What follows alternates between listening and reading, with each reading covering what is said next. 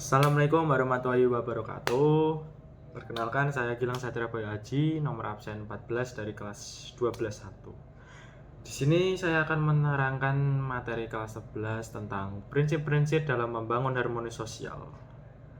Ini materi semester berapa ini? 4 ya. Lanjut aja. Prinsip-prinsip dalam membangun harmoni sosial. Yang pertama yang akan saya jelaskan adalah hakikat harmoni sosial. Apa sih itu hakikat harmoni sosial? Harmoni sosial itu terjadi ketika individu hidup selaras dengan tujuan masyarakat dan menjalani hidup sesuai posisi sosialnya. Harmoni ini melibatkan dialog, toleransi, koeksistensi, pluralisme, keberagaman, kompetisi, dan kreativitas. Yang kedua ada integrasi sosial. Integrasi sosial adalah proses penyesuaian unsur-unsur yang berbeda dalam masyarakat sehingga menjadi satu kesatuan utuh. Integrasi sosial adalah proses yang terjadi secara bertahap. Proses itu dapat bermula dari akomodasi, kesadaran atas kepentingan bersama, dan penyesuaian diri. Selanjutnya, kerjasama. Mengatasi perbedaan dan memenuhi kebutuhan satu sama lain dan mengakomodasi keinginan, harapan, kebutuhan satu dengan yang lainnya. Selanjutnya, kesatuan tindakan, meningkatkan kesatuan dan menghilangkan batasan antara individu. Masing-masing pihak tidak lagi membedakan dirinya dengan anggota lainnya pada saat itu. Batas-batas di antara mereka akan hilang dan melebur menjadi satu. Hal itu menunjukkan bahwa integrasi sosial telah tercapai. Suatu integrasi sosial dapat berlangsung cepat atau lambat tergantung pada faktor-faktornya.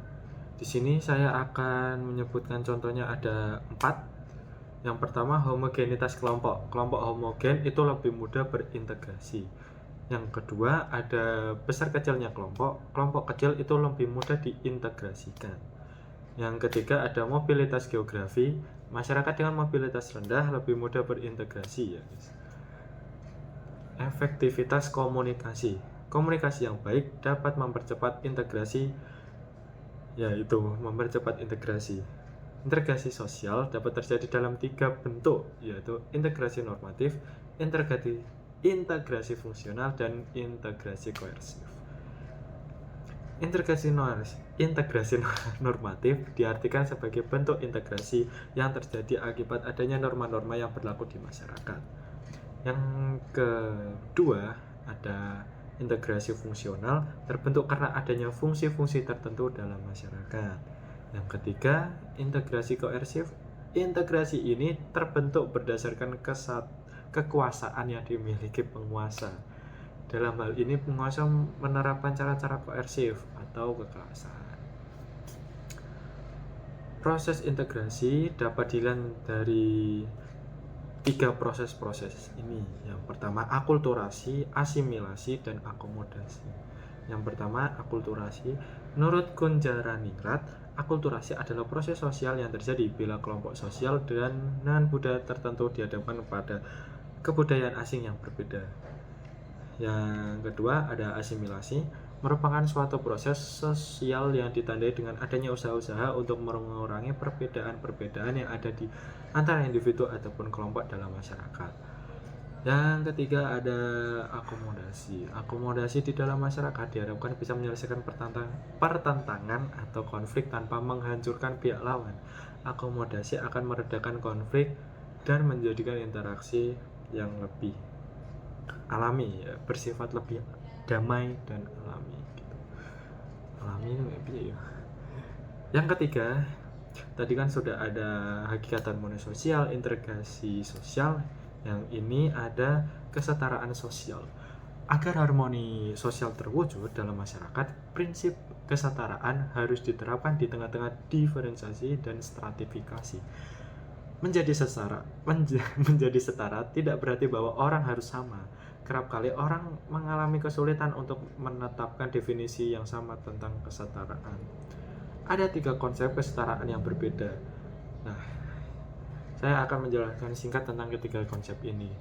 Yang pertama adalah konsep kesetaraan kesempatan. Yang kedua, konsep kesetaraan sejak awal. Yang ketiga, konsep kesetaraan hasil. Kesetaraan kesempatan itu akses yang sama untuk semua posisi sosial gitu.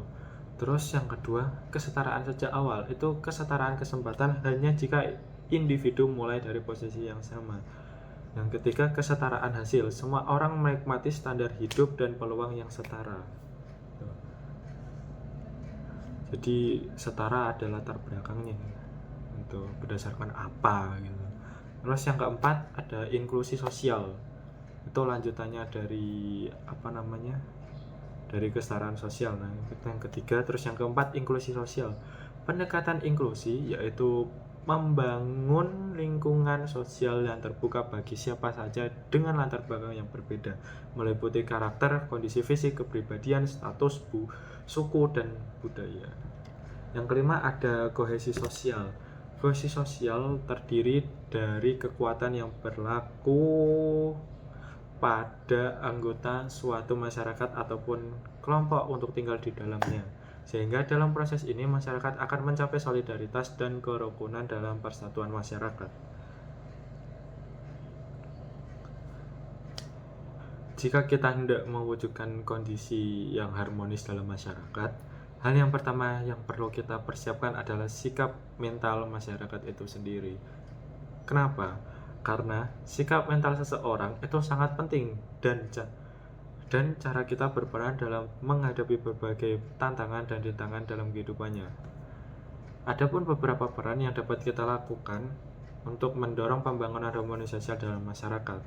Yang pertama, menyebarkan informasi, yang kedua, melakukan diskusi atau dialog, yang ketiga, bekerja sama dan berkolaborasi. Nah, 3 hal itu diharapkan semoga bisa meningkatkan integrasi atau harmoni di antara kita semua. Oke, sekian dari penjelasan tentang prinsip-prinsip dalam membangun harmoni sosial. Maaf jika ada salah-salah kata, maaf jika ada susah ya, ada gimana nggak lancar, mohon dimaklumi. Sekian, terima kasih. Wassalamualaikum warahmatullahi wabarakatuh.